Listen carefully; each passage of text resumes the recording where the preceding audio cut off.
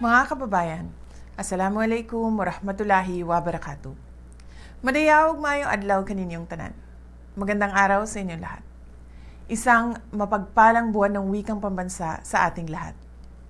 Ang ating wika ang kaluluwa ng ating kultura, tulay ng ating pagkakaisa at salamin ng ating kasaysayan. Ngayong taon, binigyang diin natin ang temang Wikang Filipino at AI, kasangkapan sa pananaliksik at tulay sa yaman ng impormasyon. Sa pagpasok ng makabagong teknolohiya, siguruhin natin na ang ating pambansang wika ay hindi naiiwan, kundi nananatiling sandata sa karunungan at digital na inobasyon. Ito ang landas tungo sa ating pangarap, isang bansa kung saan ligtas, edukado, at may magandang kinabukasan ang bawat bata at walang pamilyang naiiwan sa kahirapan.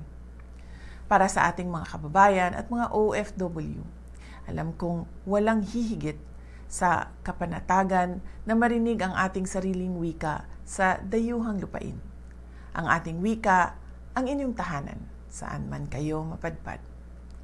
Kaya naman, sabay-sabay nating ipagdiwang ang ating pagka-Filipino, gamit ang tinig ng nagbibigay buhay sa ating lahi, saan man tayo sa mundo. Mabuhay ang wikang pambansa!